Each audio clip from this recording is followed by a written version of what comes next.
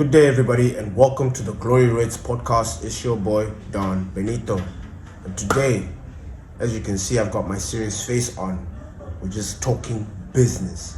Let's get into it. Now, what is the latest on Manchester United? Bryan Mbuemo is still pending.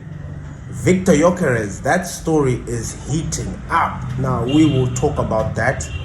Alejandro Garnacho to Arsenal. What say you on that tip?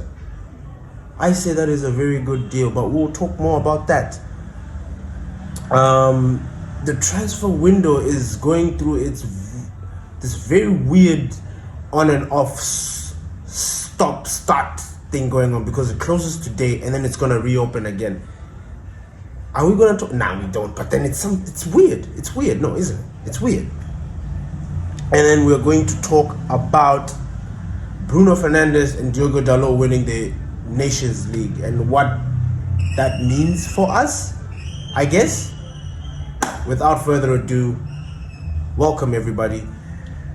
Bryan Mbuemo. Now, the Bryan Mbuemo situation is heating up. Thomas Frank, as you know, the coach of Brentford, he looks like he's tipped to go to Tottenham. He looks like he's going to be there doing his thing. And now it is rumored that his first signing, or one of the players that he wants to go with to Tottenham, is Bryan Mbuemo. Now, I want to debunk this because of the stories. Now, I've got no knowledge right now. I've got no knowledge on whether Bryan Mbuemo is going to sign with Manchester United 100%. I'm not in Bryan's head. I'm not living with him. But one thing I can tell you for sure is that this guy wanted Manchester United. I'm not even going to try and read in between the lines and say this and try and act like I'm some guru. Nah, the facts are facts. The guy wants Manchester United. There was a plethora of teams that were right in front of him, and he's like, nah, I want Manchester United. And you know what's the beauty of this situation? Remember when Ruben Amorim sat there and said, look, we are only going to deal with players that want to come to Manchester United. Now, if you want to go and play in the Champions League and the Europa League, bye, so be it. Like, you can leave. But then then Manchester United is not for you. Now, he said this prior to us losing the Europa League. We could have won the Europa League and it would have been still a different situation. But he said that regardless. And the first player that we got was Matheus Cunha. A banger of a player. We got him in without Champions League. Now guess what? Bryan Mbuemo himself as well would love to come to Manchester United to elevate his footballing career.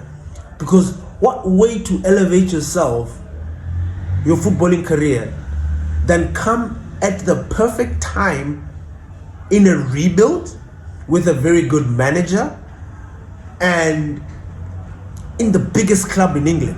Like, the combination is mad. It's mental. So for example, people are not expecting Manchester United to do anything next season.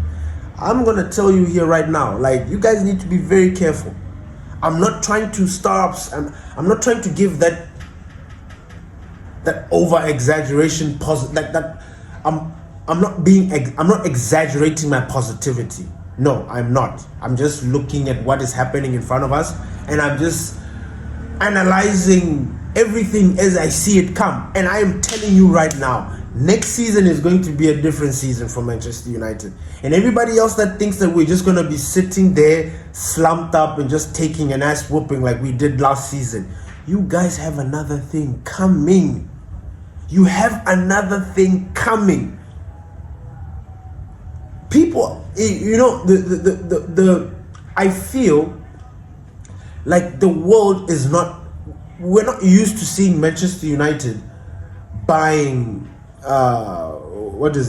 Premier League players from mediocre teams or teams that we consider beneath us, or whatever you want to call it. But we normally don't do that. We try to get the galactic signing. We try to go out there and get this player and what. It is other teams, Arsenal, Chelsea, Liverpool, Man City. They do business within the Premier League with no shine. They do it. McAllister, Liverpool, they signed him. Nobody better than I. They got him for cheap. He's now turned out to be one of the best midfielders in the world. He's Argentinian, but when he was at Brentford, for some reason, that status was suppressed. You know what I'm saying? He moves out, he goes to another team, a bigger team, Liverpool, bang. Now he's in Ballon d'Or lists, which he wasn't before. We've got players moving from here, moving around. Why is it that Manchester United doesn't do that? We did, we tried. But nah, we're Manchester, we need this, we need that. Now we are doing it and nobody is really paying attention. We already have Matheus Cunha in. That already by himself, that's 2 players. Like that deal is a 2-in-1 package. Believe it or not, with Cunha. And then now we've got Bryan Mbuemo in the works. And now there's this media. Now, obviously I understand that the journalists and everybody else need to create situation. They need to create news. They need to create a situation where it looks like Manchester United is battling it out with Tottenham or whatever. But there's nothing like that. There's nothing like that. Ben Jacobs has already Ben Jacobs confirmed it. And I don't think Bryan Mbuemo is the type of player to keep switching and changing his mind. If he wanted to go to a team that was playing Champions League, he wouldn't have agreed with Manchester United. Do you understand? He wouldn't have told us that I want to come to you guys. He wouldn't have. He would have left his options open and then tried to suss. Because there are a lot of teams that are playing in the Champions League right now that could use Bryan Mbuemo's services. But no, he chose United. Why? Because we are Manchester United. We are a big-ass club. Like, we can't help it. We can't help it. Yes, we are losing. And yes, we've not had a very good season. But we are Man United. I'm sorry. Unfortunately, we are Man United. And we have pull. And for some reason, for some crazy, satisfying reason this season, somehow we are pulling players we never... Can I tell you something? Personally, on a personal level, signing Bryan Mbuemo, Cunha. Remember when I used to tell you guys that you have this fantasy signing where you sign a player that you don't think you would ever sign at your club? You know, I can give you, we've had plenty of those. You know, we had Christian Eriksen. Eriksen is one. We got him at a time, yes, where he was past his peak Eriksen, but we got him. That was me and Eriksen, I was like, wow, man, I really admired this player. You know, Nisaka is also another one. Before we got him from Crystal Palace, you looked at him, you were like, damn, this guy could look good for us. You know, Zlatan Ibrahimovic, you know, you don't expect it, but the guy came and you're like, wow. I never thought. Casemiro, I don't even know I'm going too far. Casemiro, I swear to you, I never imagined or pictured Casemiro at Manchester United ever. But then we bought him. Did we buy him for the right amount? No. Were we raped? Did somebody swindle us with the Casemiro situation? Yes, they did. But the player coming in, you know, that is what I'm talking about. And I'm sitting here thinking to myself, we already have Cunha in. Cunha's one player that you'll be like, wow, he's one player that all of you can agree. Even you listening right now, you're like, look, man, I remember watching this guy, whatever game it is that you watch, and you're like, man, this guy could fit. For me, the day I didn't think that Cunha was a good player. Nah. But there was that game. I think it was the opening day, the first game of the season. We played Wolves. I think we beat Wolves 1-0, but that was not the story of the game. They could have smashed us that game, but for some reason we won that game. Some bizarre reason we won that game. Now, that game by itself, I remember it very clearly because I remember the kind of destruction that Matheus Cunha was doing. Our players didn't have and we were under Ten Hag. Our players, we didn't have a very good. I mean, it looked like we had a good pre-season because we played games, players were coming in. Yes, we had a couple of people injured, but the pre-season didn't look bad. When we started the season, we knew that we were going to have a fucking problem. That first game against Wolves, we were like, what?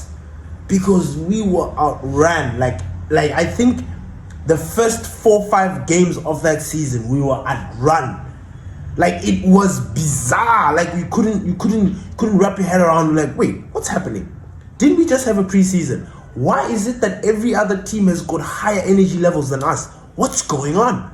And that game, I'll never forget what Cunha was doing, carrying the ball from that midfield, powering through right up until the final third, causing all kinds of problems for us. I remember seeing that day and I'm like, we need this guy at Manchester United.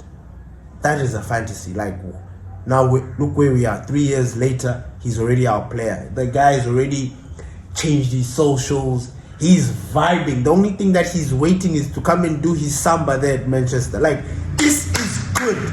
Now, the next player that we have tipped up, Bryan Mbuemo, who, by the way, I was just trying to tell you that these guys are trying to create narratives. They're trying to sell clicks. Whatever it is that they do, sell newspapers, sell story. But Bryan Mbuemo is not going to go to Tottenham. I will believe that when I see it. But right here, right now, Bryan Mbuemo is a United player. And I say that with my chest. I say that with my chest because I don't think we're in the business of messing around with information. Like, I don't think we're in that business. I don't. So I don't think Bryan Mbuemo is going to go through all of this just to tell us that, all along I wanted to play in the Champions League with Thomas Frank for Tottenham. Tottenham? Really? Like, who supports Tottenham? Like, who supports Tottenham? No offense, but who supports Tottenham? Yes, they're in the Champions League. Yes, you guys got 100 million. Yes, you guys beat us in the final. Enjoy. I don't know if you guys are having your rebuild or whatever, but enjoy. We are building something special right here, right now. And then the cherry on top of all of this is Victor Gyokerez. I mean, Victor, I told myself that I will not entertain this story. And I think I said in one of the episodes, I said, look, I'm not entertaining it. The reason why I'm not entertaining it is because I don't want blood pressure. I don't want a heart attack. I don't want any of that stress on my heart. Because I know, as much as you know, how much we need a striker. A prolific striker. A clinical striker. You know how much I need this. And I do not want to get baited into this dance or this thing. You know, I remember the Frankie de Jong saga. Or who? I'm thinking of a player. Frankie de Jong. Yeah, Frankie de Jong. Like, I'm thinking he's the first player that can really pop. Where we are going through this dance with this player, he wants to come. He doesn't want to come. He's waiting for his fees. He's not, like, I'm done. I'm done with that. I'm done with that kind of stress on my mental health. Where you're sitting here thinking, look, if you guys don't sign this striker, we are going to struggle. And then they don't sign. And then you just know that your season is screwed because it's not beginning well. It's not starting off well. So you already know, this season is going to be a disaster. I don't want that feeling. I do not want that feeling. I don't want to go into preseason and start saying, we're yet to sign him. We're waiting for this. We still need to sell this player who doesn't want to leave. What? Sell. Like, this is the moment. Manchester United, by the way, they released an article yesterday that they've already released 10 players. And notably, only 3 we recognize or have been part of the first team. Victor Lindelof, Johnny Evans, and Christian Eriksen. Where are the other outings? Where are the other outs? Where are they? The rest were academy players, kids that they didn't even make it into this. So we don't know them. We don't know. But a list has been released. Boom. So we are gonna be sitting there thinking, as fans, because we've seen that article that players have been released. Oh no, Manchester United are getting rid of players. We are selling players. We are not. We are releasing them. Bye. You cannot do anything more for us. Adios. Good luck on your endeavors. That's releasing. They're not selling them. You're not getting any fee for these players. You are releasing them because they're not going to do anything for you. We still have Marcus Rashford hanging about. Jadon Sancho is busy. The day Jadon Sancho permanently is gone from Manchester United, I think we need to celebrate. I think we need to throw a party. We need to show that we are happy that we got, because and I even feel like an idiot for backing him and all those things that I used to say. Oh, Jadon Sancho, oh, he's a baller. I feel like an idiot, total idiot. You back a player because you know what he's capable of, you know what this guy can do for you, and then this guy just says, you know what, fuck off, I ain't got time for you. It's like that's what Jadon Sancho did to us. So when I see that he's still connected to my club, I just cringe. I just get upset. If I could combust, I would, because he's that much of an irritant. I don't want this guy in my club. Now, Alejandro Garnacho to Arsenal. What say you about that? If we're gonna get a good fee for Garnacho, I'm happy. And when I say good fee, I'm not talking about the 40 million that I keep seeing. Who the fuck do you guys think you are? Have we not established ourselves that we are not pushovers? Or is it the Ineos that are putting this? I'm confused. What's going on? Since when is Garnacho 40 M's? How? When? Can somebody explain the drop? This kid was 60, 65, 70 max at the beginning of the year. What happened? How has he dropped to 40 and now we're thinking about getting 35, 40? How does that work? Now, look, I am all for selling Garnacho because he's a pain in the ass. Because I've got zero tolerance for bullshit from players. You work for me. You work for me. I am the supporter. You work for my club, big boy. So if you want to come here with your attitude and bye, I'm not dealing with that. I don't care who you are. I was about to say Bruno, and I pulled myself because I love Bruno. But you get my point. I'm done with the player power, player FC. There is no player bigger than the club. That's where I'm going with this. So, the Garnacho situation, if they're going to sell him from 50 and above, then I think this deal will be palatable for the rest of us, or some of us. Because we know at least we're getting some sort of bank for boy. But you're going to tell us that we're going to get 40 million for somebody who, by the way, this deal, the only reason why he's leaving is because of attitude, not because of his footballing abilities, not because he's weak. Nah, the kid is good. He has potential, and I'm going to give him that. But his attitude stinks. Attitude, football, attitude, hey, bye. You have got an attitude, you gotta go. And the thing that disappoints me about Garnacho the most, and which is why I actually have got no sympathy for him, is because we have had examples at the club. Sancho was an example. Okay, if just to show you that this kid is taking a piss, We dealt with Cristiano Ronaldo. His tantrums in the club, walking off, this. We saw that. It had to be dealt. Erik ten Hag dealt with that. Jadon Sancho dealt with that.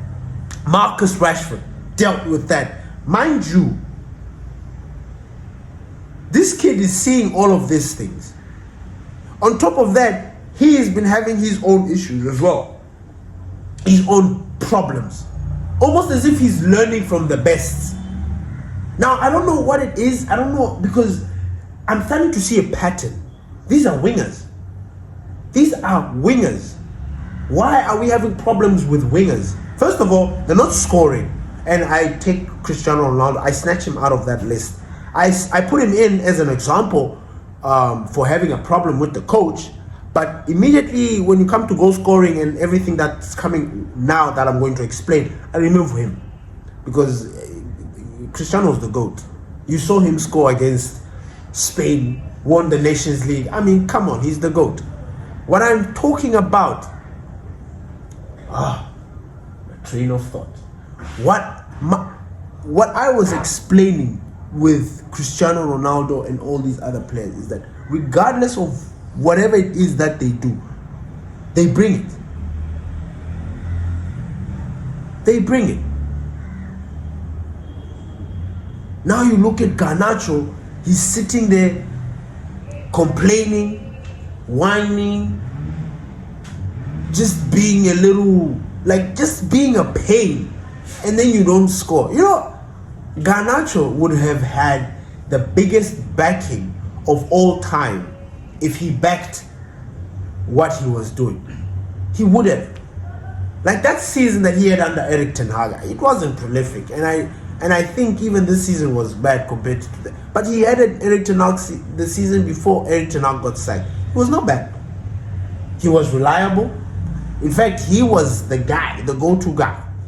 We were having problems between Rashford, because some of you at the time were saying Rashford is good.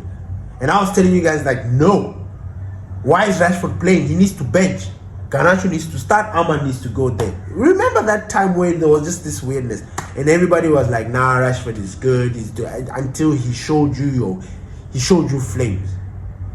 But now Garnacho, he's not scoring goals. He's not providing a lot of assists. Like, if you look at his goal involvement and you compare it to other attackers, he is down there. He's down there. And then now you want to complain. Bro, football is all about backing yourself up.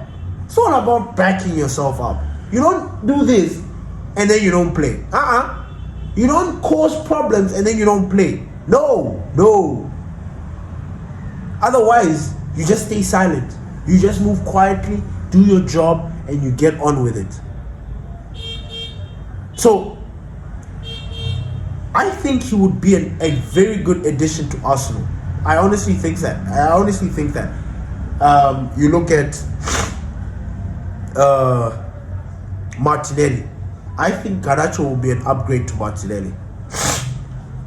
I honestly think that. Like a very, very good upgrade. Will he score goals? I don't know. Maybe going to Arsenal, a team that is already above us in terms of where they're, like, when it comes to our team, Arsenal is above us in the sense that what their recruitment and everything, that the amount of money that they've put in the project started way before ours. Yes, let me say that. Their project started before ours. So they are ahead with their project. So with Garnacho, maybe this could be a good place for him to go there and get in that program, you know. Maybe he can take out Nwaneri, I don't know. Maybe he can, I don't know who he will go and substitute there. But if we are selling Garnacho, I think it will be an absolute travesty if we sell this player for 45. That is us taking a piss. That is us accepting defeat in a way, like saying, look, nobody's gonna sign this player, so we just need to get him, like we will sell him for whatever. Like, nah, I personally don't agree with that. I think we need to slap a price tag on this boy and say, look, out you go. Because I don't think that he will miss any suitors. I don't think so. I think Garnacho will be snatched up regardless. So that's the situation. Rasmus Hojlund, guys. Rasmus Hojlund. What say you? Because you know the Victor Gyokerez situation is building up. He's also another player that wants to come. Anyway, this story is building. It's in the process. But we're just going to give you the latest of what's happening right now. So, Victor, initially, we were like waiting to fight. Because when we got the news that Victor Gyokerez was a player that we are able to sign, it became very evident to us that this boy is looking for Champions League football. Immediately. And the stories kept swirling that Victor Gyokerez wants Champions League football, he wants Champions League football, he wants Champions League football. Fair. Now for us, we already knew that look, for us it's comme ci comme ça. You know, it's like we might make the Champions League and we might not. If we might not make the Champions League, what's the story there? Does that mean that Victor Gyokerez doesn't come? You know? So we were waiting for that story to develop. And as time was going, you know, because he has got a release clause. Release clause about 60, I'll just say 60 M. And Sporting Lisbon they're ready. Like for that, they're ready to sell. But to the highest bid I guess. Now, who is Victor Gyokerez? Why is Victor Gyokerez linked with Manchester United so much? Why? For those that don't know at all, this player was playing for Ruben Amorim at Sporting Lisbon. As a matter of factos, is that Ruben actually snatched him from the championship. Can you imagine? Our gaffer came to the Premier League, not Premier League, he looked down the championship for a striker, found Gyokerez, took him in, turned him into this goal-scoring monster that he is today. So it is no coincidence that we are linked with him. Now, every single manager has had the opportunity to either bring a player that he used to coach, or bring a player that he admires, or bring a player that he really believes that, look, this player is key to my system or to the way I want to play. And so far, Ruben has not been given that. He's not. Let's go. Unless maybe Cunha. But Cunha, anyway, Cunha, because Cunha is his type of player. But the striker, Victor Gyokerez, that guy, like, look, he is not on training wheels. That guy is ready to go. He's ready to go. You look at the amount of goals he scored last season. This guy is in line for the Pachichi. Pachichi is the most goals scored in Europe, in the top 5 leagues, the top goal scorer. This guy has scored 55 goals or something. Is it 55 in 54 games? You know, it's that kind of, it's the Ronaldo phenomenal kind of talent. Remember when he was at Barcelona, when he scored 98 goals in, I think, 96 or whatever? Like, these numbers are ridiculous because he's scoring a goal and a half per game. Do you understand? Like this, and we Manchester, this past season, we have been struggling with goals. Like, that's been the biggest Achilles for Manchester. Goals, just goals. If we scored goals, we would have never been 15th. No. We would have not. The games that we lost, those 1-0s, those nail-biting 2-1s where if we won it and got that 3 points, we wouldn't be there. You see that feeling? You know that thing that you feel like, if we did this, we could have. That if, we are sorting it out. Because we're getting rid of Garnacho. Rasmus Hojlund, look, big boy, I saw I saw his interview. Like, I get it. You know, as a player, you need to be defined. You need to be defined, and you need to back it up. You know, he's saying, nah, I'm in Manchester United, I'm contracted there, I'll play, I'm still willing to work hard and do. Cool. This is your third season we're moving into, big boy. You were given plenty. Your first season we understood. But you see, we've got no time to waste. If you are not getting up with the program, my friend, adios. Bye-bye. Now, I like Rasmus Hojlund, but I don't think he is prolific. And the way he is getting frazzled. In fact, the way he plays as a striker just rubs me the wrong way. I'm sorry. There are moments where I enjoy his little play, but then I am seeing him way more childish than... And I'm afraid to say this, but he's more childish than Chido. And when I say childish, I don't mean because that he's younger than Chido. No.